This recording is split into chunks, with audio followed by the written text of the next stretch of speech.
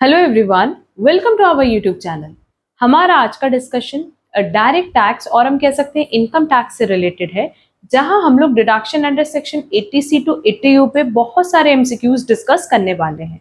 अगर हम लोग डायरेक्ट टैक्स या इनकम टैक्स की बात करें तो इसमें deduction under section 80C to 80U से बहुत सारे क्वेश्चंस आपके कॉमर्स बेस्ड कॉम्पिटिटिव एग्जाम्स में कवर करते हैं। अब आप किसी भी एग्जाम के लिए प्रिपरेशन कर रहे हो जहां आपके सिलेबस में इनकम टैक्स इंक्लूडेड है, वहां आप देखोगे ना मैक्सिमम क्वेश्चन आपको टीडीएस से, डिडक्शन से या जो बेसिकली हमारे 5 हेड्स हैं उनके बेसिक कॉन्सेप्ट से पूछे जाते हैं। तो डिडक्शन क्योंकि बहुत इंपॉर्टेंट चैप्टर है एग्जाम पॉइंट ऑफ व्यू से, तो इस पे अब हम लोग बहुत सारे एमसीक्यूज डिस्कस करेंगे और इन एमसीक्यूज की हेल्प से ना आपके सारे कॉन्सेप्ट्स भी या फिर हम कह सकते हैं कि जो भी आपके डाउट्स हैं वो सब क्लियर हो जाएंगे। कुछ क्वेश्चंस में हम डिटेल में डिस्कस कर लेंगे उस सेक्शन के बारे में, और जिस क्वेश्चन में डिस्कस करने लायक नहीं होगा ना, एक बार साथ ही साथ वो सेक्शन आप लोग रीड कर लेना, चाहे गूगल पे चाहे अपनी बुक से। ठीक है, आज की क्लास की पीडीएफ आपको हमारे टेलीग्राम चैनल पे मिल जाएगी। एंड आज की क्लास स्टार्ट करने के पहले एक छोटा सा डिस्कशन हम करना चाहेंगे कि जो भी स्टूडेंट एमकॉम एंट्रेंस के लिए प्रिपरेशन कर रहे हैं उनके लिए हमने already classes, test series and study material अपने ऐप पे अपडेट करा दिया है, तो वहां से आप डायरेक्टली हमारी classes, test series and study material purchase कर सकते हो। आप किसी भी यूनिवर्सिटी के लिए प्रिपरेशन कर रहे हो एमकॉम एंट्रेंस के लिए, हर एक यूनिवर्सिटी के लिए हम लोग प्रिपरेशन कराते हैं। एंड अगर एमकॉम एंट्रेंस के लिए आप लोग नहीं भी प्रिपरेशन कर रहे हो, किसी भी कॉमर्स बेस्ड कॉम्पिटिटिव एग्जाम के लिए प्रिपरेशन कर रहे हो, तो subject wise like micro economics, statistics, income tax, इनके हमने टेस्ट सीरीज भी ऑलरेडी अपडेट कराए हुए हैं जो कि आप डायरेक्टली हमारे ऐप से परचेज कर सकते हो। हम टाइम टू टाइम ऐप पे बहुत सारे free material, free test, free MCQs भी अपडेट कराते हैं, तो हमारा ऐप जरूर ज्वाइन कर लेना, जिसकी लिंक आपको डिस्क्रिप्शन बॉक्स में दी गई है। अब चलो अपना आज का डिस्कशन स्टार्ट करते हैं, जहां हम लोग अप्रॉक्स 12 टू 15 एमसीक्यूज डिस्कस करेंगे related to deduction chapter. And 10 to 12 questions discuss करने का रीजन ये है कि हर क्वेश्चन में कुछ ऐसा आपको डिटेल में बताना होगा, तो अप्रॉक्स आप 12 टू 15 एमसीक्यूज हर क्लास में भी कवर करोगे ना, तो बहुत ही ईजिली ये चैप्टर आपका क्लियर हो जाएगा। ठीक है, इस तरह से अप्रॉक्स हम 8 टू 10 क्लासेस अपडेट करेंगे, तो बहुत सारे नंबर ऑफ एमसीक्यूज 150 के अराउंड हम लोग डिस्कस करने वाले हैं। ठीक है, चलो अब अपना आज का सेशन स्टार्ट करते हैं। देखो हमारे पास पहला क्वेश्चन है, for the year ended 31 March 2025 Paresh receives a salary of ₹2,80,000। Paresh contribution to employees recognised provident fund, that is EPF में जो उनका खुद का कंट्रीब्यूशन है बेटा वो 59,000 का है, and a matching contribution has been made by the employer. Employer ने भी सेम अमाउंट का कंट्रीब्यूशन किया है, तो हमें क्या कैलकुलेट करना है, टैक्सेबल इनकम ऑफ परेश। देखो सबसे पहले बात कर लेते, जो आपने प्रोविडेंट फंड में कंट्रीब्यूशन किया है, अगर आप एम्प्लॉय हो और आपने अपने प्रोविडेंट फंड में, रिकॉग्नाइज्ड प्रोविडेंट फंड में दैट इज आरपीएफ में कंट्रीब्यूट किया है, तब तो वो एग्जेम्प्ट फ्रॉम टैक्स है। बट अगर आपके एम्प्लॉयर ने भी साथ ही साथ कंट्रीब्यूशन किया है, तो उस केस में भी वो टैक्स से एग्जेम्प्ट है, but up to 12% of basic pay plus D. ठीक है, आपका बेसिक पे प्लस डीए का 12% आप कैलकुलेट कर लोगे, जितना 12% आएगा उतना तो एग्जेम्प्ट है, बट उसके बियॉन्ड जो भी कंट्रीब्यूशन होगा एम्प्लॉयर की तरफ से वो एग्जेम्प्ट फ्रॉम टैक्स नहीं होगा। ठीक है, तो वो आपकी इनकम का पार्ट बन जाएगा, पहली चीज। दूसरी चीज कि जो एम्प्लॉय का कंट्रीब्यूशन है, जो ये एम्प्लॉइज रिकॉग्नाइज प्रोविडेंट फंड है, उनका जो कंट्रीब्यूशन है वो सेक्शन 80C में उनको डिडक्शन मिल जाएगा। क्लियर, तो वो पूरा डिडक्शन मिलेगा जितना उन्होंने कंट्रीब्यूट किया है। नेक्स्ट एक पॉइंट बताएं कि जो एम्प्लॉयर ने कंट्रीब्यूट किया है आपके प्रोविडेंट फंड और रिकॉग्नाइज प्रोविडेंट फंड में, उस पे आपको जो भी इंटरेस्ट मिलेगा वो भी एग्जेम्प्ट फ्रॉम टैक्स होता है। क्लियर, अच्छा अब एक और पॉइंट हम यहाँ बता दें कि क्योंकि आप सैलरीड पर्सन हो, तो उस केस में आपको स्टैंडर्ड डिडक्शन मिलता है ना, और हमने स्टैंडर्ड डिडक्शन सुना है 50,000 का भी एंड 75,000 का भी। तो ये क्या है मैम, देखो 50,000 है ओल्ड रिजीम के लिए और 75,000 है फॉर न्यू रिजीम। अगर हम न्यू रिजीम में टैक्स का कैलकुलेशन करेंगे तो हमें कोई भी डिडक्शन मिलना ही नहीं है, ना तो एटीसी का डिडक्शन मिलना है, जो हमने एम्प्लॉयज का कंट्रीब्यूशन बताया वो फिर डिडक्शन हमें मिलेगा ही नहीं। तो वहां हम 75,000 अप्लाई करेंगे स्टैंडर्ड डिडक्शन। बट क्योंकि हम सारा कैलकुलेशन करेंगे ओल्ड रिजीम से कैलकुलेट करने का फायदा ये है कि हम लोग एटीसी टू एटीयू का जितना भी डिडक्शन है वो प्रॉपरली समझ पाएंगे, ठीक है। क्योंकि एटीसी टू एटीयू जो मैक्सिमम डिडक्शन मिलेगा वो ओल्ड रिजीम में ही मिलेगा। तो ओल्ड रिजीम के लिए स्टैंडर्ड डिडक्शन कितना होगा बेटा? 50,000। अब इसका कैलकुलेशन देख लो कि जो हमारा सैलरी है वो है 2,80,000, ठीक, प्लस जो भी इंप्लॉयर्स का कंट्रीब्यूशन है टुवर्ड्स रिकॉग्नाइज प्रोविडेंट फंड, कितना कंट्रीब्यूशन है? 59,000। क्या हमें पूरा 59,000 का कंट्रीब्यूशन का डिडक्शन मिलेगा? देख लेते हैं। Minus 12% of 2,80,000। जब हम 2,80,000 का 12% कैलकुलेट करेंगे तो ये 33,200 आएगा, ठीक, 33,600 आएगा, ठीक है। तो 59,000 माइनस 33,600 जब हम करेंगे तो हमारे पास जो वैल्यू आएगी वो आएगी 25,400। और ये 25,400 बेसिकली हमारी इनकम का पार्ट बना दिया जाएगा, ठीक है। इसका आपको टैक्स में डिडक्शन नहीं मिलना है, ठीक। माइनस हमारा स्टैंडर्ड डिडक्शन जो कि कितना हो जाएगा बेटा? 50,000, ठीक। तो इन दोनों को ऐड कर दो और इसको माइनस कर दो। ये वैल्यू आएगी 2,55,400 और ये हमारा क्या हो गया? ग्रॉस टोटल इनकम, ठीक। अब ग्रॉस टोटल इनकम में से जो एम्प्लॉय का कंट्रीब्यूशन था टुवर्ड रिकॉग्नाइज प्रोविडेंट फंड उसका डिडक्शन मिल जाएगा अंडर सेक्शन 80C। यहां लिख दे रहे minus deduction under section 80C। और ये किस चीज का डिडक्शन है? प्रोविडेंट फंड का, जो कि कितना है? 59,000, ठीक। अब इसको माइनस करने पे जो हमारी वैल्यू आएगी वो आएगी 1,96,400, जो कि ऑप्शन ए में दिया है। तो करेक्ट आंसर हो जाएगा ए। क्लियर? चलेंगे नेक्स्ट क्वेश्चन पे। The maximum possible amount of deduction under section 80 DDB for senior citizen is. अब बेसिकली अगर हम लोग बात कर रहे हैं सेक्शन 80 DDB की, तो इसमें आपको डिडक्शन मिलता है किसके लिए? अगर आपने मेडिकल एक्सपेंस किया है, आपने जो भी मेडिकल एक्सपेंस किया है फॉर स्पेसिफिक डिजीजेस, वो कवर होता है अंडर सेक्शन 80 DDB। अच्छा, इसमें दो स्पेसिफिकेशन है, एक है 40,000 की और एक है हमारी 1 लाख की। 40,000 का डिडक्शन मिलेगा अप टू 60 इयर्स वालों को, ठीक है। एंड जो सीनियर सिटीजन है या सुपर सीनियर सिटीजन है उनको डिडक्शन मिलेगा 1 लाख का। क्लियर? क्वेश्चन में हमसे पूछा है फॉर सीनियर सिटीजन, तो नो डाउट करेक्ट आंसर होगा ₹1 लाख। करेक्ट आंसर हो जाएगा C. Next,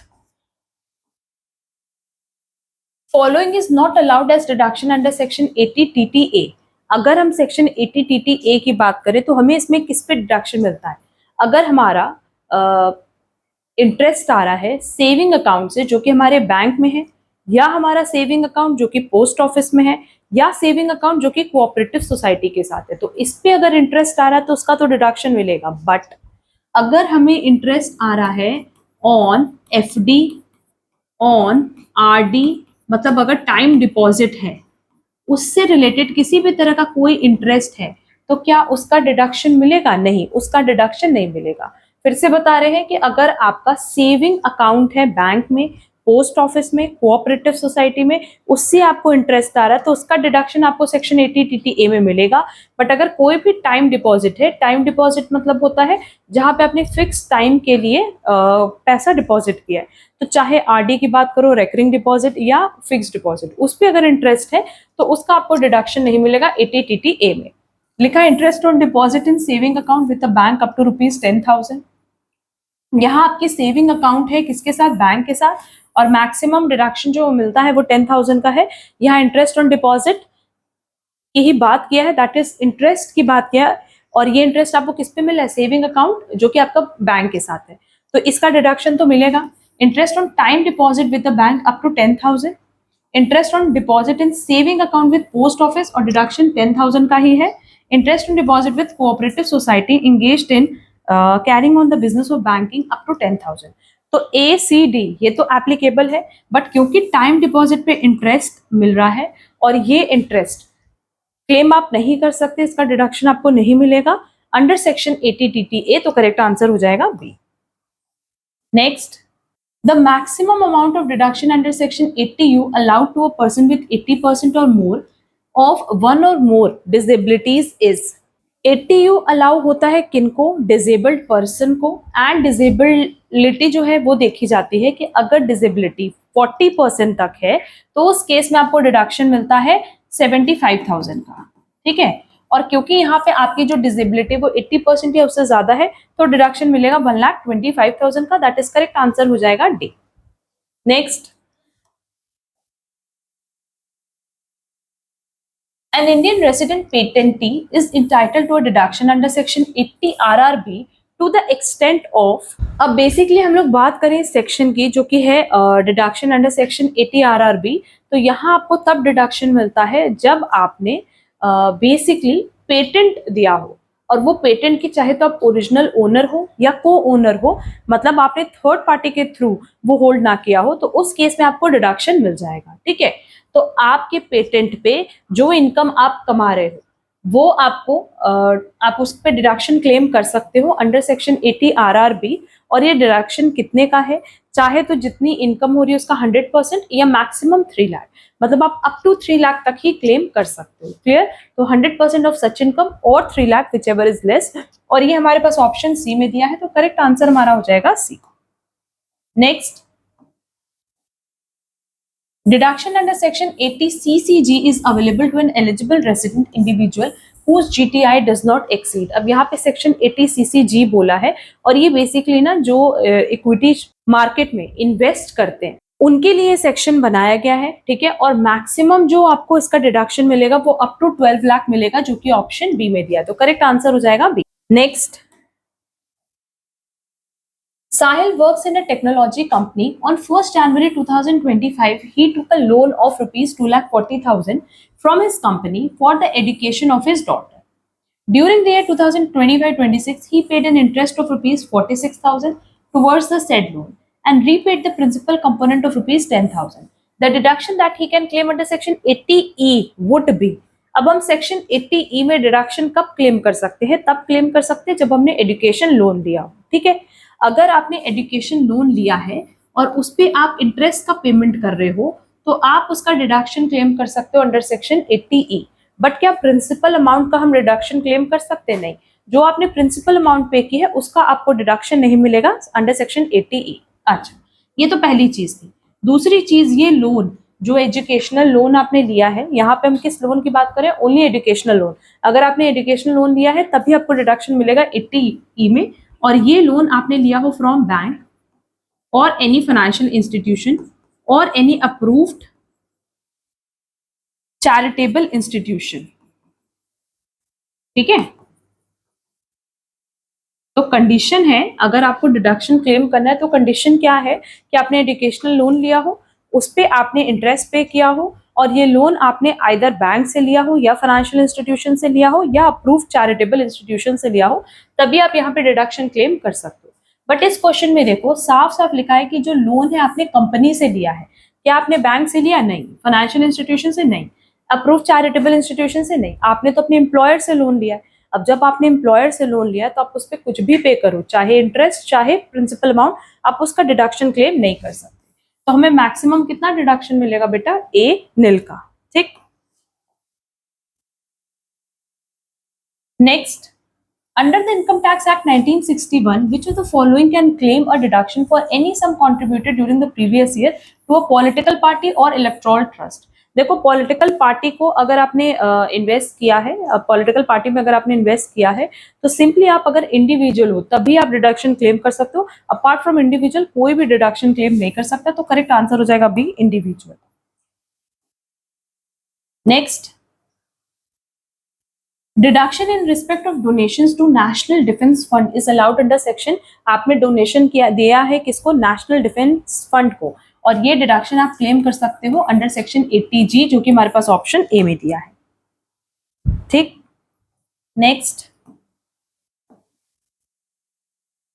Raman purchased a residential house property in Ahmedabad on loan for which he paid an interest of rupees 50,000 during the previous year. he is working in Delhi and getting an HRA of ₹4,000 per month. He can claim exemption or deduction for, अब देखो हमारे पास एक section है 80EEA जो कि ये कहता है कि अगर आपने पहली बार फर्स्ट टाइम कोई घर खरीदा है और उसके पहले आपके पास कोई भी रेसिडेंशियल अकोमोडेशन नहीं था, ठीक है, और आपने ये जो होम परचेज किया है, घर परचेज किया है 1 अप्रैल 2019 टू 31 मार्च 2022 के बीच में किया है, तो उस केस में आपने जो लोन लिया है अगर आप उस पर इंटरेस्ट पे कर रहे हो तो उस इंटरेस्ट का 1.5 लाख रुपए तक आप डिडक्शन क्लेम कर सकते हो, ठीक है। और भी कंडीशंस है कि जैसे उस घर की स्टैम्प वैल्यू 45 लाख से ज्यादा नहीं होनी चाहिए, आपके पास उसके अलावा कोई रेसिडेंशियल हाउस अपना नहीं होना चाहिए, ठीक है, तो उस केस में आप डिडक्शन क्लेम कर सकते हो किसका, जो आपने इंटरेस्ट पे किया है अप टू 1,50,000, ठीक। नेक्स्ट, आपने जो HRA रिसीव किया है कंपनी से उसका भी डिडक्शन आपको मिलेगा अंडर सेक्शन 10 सबसेक्शन 13, उसमें तो कोई प्रॉब्लम नहीं है, ठीक है। तो यहाँ पे यही चीज बोला था कि एग्जेम्पशन और डिडक्शन आप किसका क्लेम कर सकते हो, only HRA, only interest paid, either interest paid और HRA but not both HRA and interest paid. आप यहाँ पे दोनों का डिडक्शन क्लेम कर सकते हो। यहाँ first time house property purchase कर रहे हो प्लस आपका जो HRA है, जो आपको अलाउंस मिल रहा है क्योंकि आपने रेंट पे किया है, और ये रेंट आप कहाँ पे कर रहे हो, दिल्ली में, और आपने घर कहाँ खरीदा है, अहमदाबाद में, ठीक है। तो इस केस में आपको दोनों का ही डिडक्शन मिल जाएगा, इसीलिए करेक्ट आंसर होगा डी। नेक्स्ट,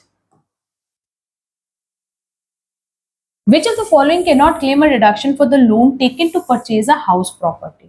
अगर आपने लोन लिया है और लोन ले करके आप बेसिकली क्या कर रहे हो, घर खरीद रहे हो, तो कौन डिडक्शन क्लेम नहीं कर सकता, कर्ता इन respect of property purchase by HUF, and individual in respect of property purchase by him, partner in respect of property purchase by the firm, spouse of an individual in respect of property purchased jointly by the individual and his her spouse. Simply बाकी सारे लोग claim कर सकते हैं, but अगर कोई partner firm के behalf पे कोई प्रॉपर्टी परचेज कर रहा है तो वो डिडक्शन क्लेम नहीं कर सकता, दैट इज करेक्ट आंसर होगा C. Next, the monetary limit for deduction in respect of royalty on patents receive by resident individual is, अभी ये ऊपर बताया भी था कि मैक्सिमम आप डिडक्शन इस केस में क्लेम कर सकते हो ₹3 लाख का। इसीलिए हमने बोला ना कि जब आप कुछ क्वेश्चंस इसके सॉल्व कर लोगे ना, बहुत ही इजीली चीजें आप लोगों को समझ आने लगेंगी डिडक्शन चैप्टर की।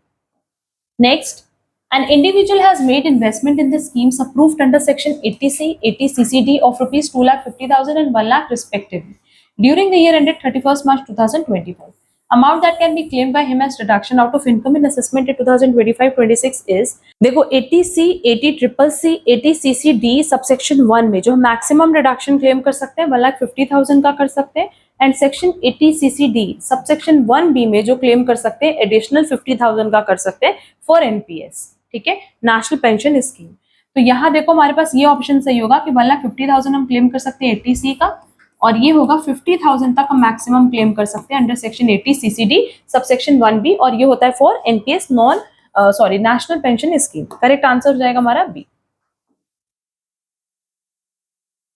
Next, Raghu's father is dependent on him and suffering from 90% disability. Raghu has incurred an amount of ₹72,500 in maintaining and medical treatment of his father. The deduction he can claim in his income tax return. अभी ये ऊपर बताया था section 80U में कि जो disability है अगर वो 40% तक है तो उस केस में 75,000 का, एंड 80% और मोर है तो उस केस में 1,25,000 का डिडक्शन क्लेम कर सकते हो। तो करेक्ट आंसर होगा सी। अच्छा, अब देखो हमारा आज का जो लास्ट क्वेश्चन है वो है सेक्शन 80GG पे। अच्छा, 80GG क्या कहता है पहले हम बता दें कि अगर हमने रेसिडेंशियल अकोमोडेशन के लिए रेंट पे किया है, मतलब हम जहाँ पे जॉब कर रहे हैं वहां हमने रेसिडेंशियल अकोमोडेशन लिया है, हम उसके लिए रेंट पे किए, बट हमने हमारे एम्प्लॉयर ने HRA नहीं दिया है, ठीक है, तो उस केस में आप क्या करोगे कि जो आपने रेंट पे किया है उसका डिडक्शन आप क्लेम कर सकते हो 80GG में, बट यहाँ एक पॉइंट मैंडेटरी है कि आपको आपके एम्प्लॉयर की तरफ से HRA ना मिला हो, ठीक है। अगर HRA मिला है तब तो फिर सेक्शन 10 सबसेक्शन 13 की बात करेंगे, बट अगर HRA नहीं मिला है और आपने रेंट पे किया है तो क्या हम डिडक्शन क्लेम कर सकते हैं? हाँ, आप डिडक्शन क्लेम कर सकते हो अंडर सेक्शन 18GG, बट इसकी 3 कंडीशन है, लीस्ट ऑफ फॉलोइंग एप्लीकेबल होगा।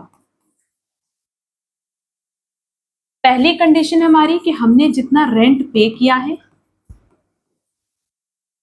Minus 10% of adjusted total income. Second condition है 25% ऑफ एडजस्टेड टोटल इनकम। और थर्ड कंडीशन है 5000 पर मंथ। तो इन तीनों में से जो भी लीस्ट ऑफ द फॉलोइंग आएगा उसका हम रिडक्शन क्लेम कर सकते हैं। अब क्वेश्चन देखो, लिखा है Bharat engaged in business, claim that he paid ₹10,000 per month by cheque as rent for his residence. He does not own any residential building. उसकी कोई रेसिडेंशियल बिल्डिंग नहीं है, तो रहने के लिए जहां पे वो जॉब कर रहा है वहां रहने के लिए उसने रेंट पे किया। His total income computed before deduction under section 80 GG is 3,40,000. तो बेसिकली एडजस्टेड टोटल इनकम कितनी हो गई? 3,40,000. The amount he can claim as deduction under section 80 GG is, अब क्वेश्चन अगर साइलेंट है कि एचआरए नहीं मिला है, मतलब आपको एचआरए नहीं मिला होगा, उस केस में आप सेक्शन 80 GG क्लेम कर सकते हो। आपने जो रेंट पे किया वो कितना है बेटा? 10,000 पर मंथ है, तो आपका रेंट पेड हो गया साल भर का 1,20,000, ठीक, माइनस 10% ऑफ एटीआई, इसका 10% कितना हो गया? 34,000। ठीक है, आप इसको माइनस करके देखोगे तो सीधे सीधे हमारे पास वैल्यू आ जाएगी 86,000 की। 25% ऑफ एटीआई, इसका 25% आप कैलकुलेट कर लो, ये आ जाएगा 85,000 और 5,000 पर मंथ के हिसाब से ये हो जाएगा 60,000। तो जो हमारा लीस्ट ऑफ द फॉलोइंग है वो हम डिडक्शन के तौर पे क्लेम कर सकते हैं और वो हमारा है 60,000, जो कि ऑप्शन ए में दिया है। क्लियर? तो करेक्ट आंसर हो जाएगा ए, 60,000। अब ये देखो, ओवरऑल 15 एमसीक्यूज थे रिलेटेड टू डिडक्शन चैप्टर, और हमने स्टार्टिंग में भी बताया कि deduction chapter no doubt direct tax का और इनकम टैक्स का बहुत इंपॉर्टेंट पार्ट है। इसके एमसीक्यूज जितने ज्यादा प्रैक्टिस करोगे ना उतना ज्यादा इसका कॉन्सेप्ट लर्न हो पाएगा। बेसिकली होता क्या है कि हम लोग क्या करते हैं कि डिडक्शन चैप्टर ओपन किया, उसके सारे कॉन्सेप्ट्स लर्न करने की कोशिश करते हैं, उसके सारे पॉइंट्स लर्न करने की कोशिश करते हैं और फिर भूल जाते हैं।